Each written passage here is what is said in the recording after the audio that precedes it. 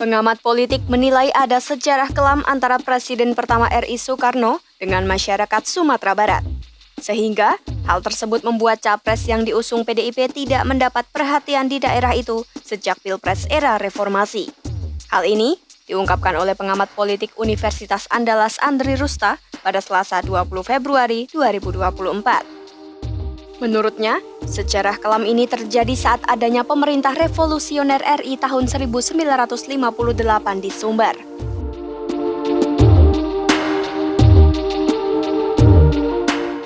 Sebagai informasi, Pemerintah Revolusioner Republik Indonesia atau PRRI adalah gerakan pertentangan antara pemerintah RI dan daerah yang muncul pada 1950 di Sumatera.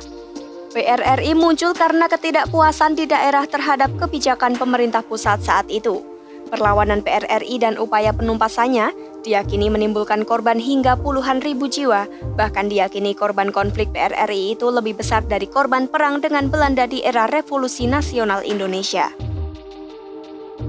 Kendati perolehan suara PDIP kecil di Sumatera Barat, namun bukan berarti seluruh masyarakat daerah ini tidak suka dengan partai banteng ini.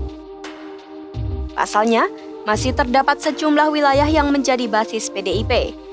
Misalnya Darmasraya, Mentawai, dan pesisir selatan bahkan caleg PDIP ada yang lolos ke Senayan sebagai anggota DPR RI.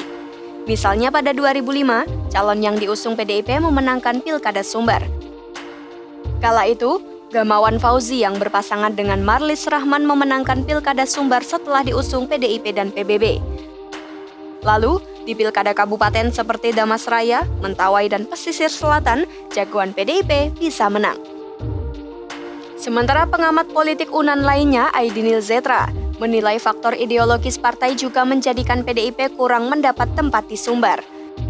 Sebab menurutnya, capres yang diusung PDIP sejak Pilpres 2004 selalu kalah dan tidak mencapai suara signifikan di Sumbar.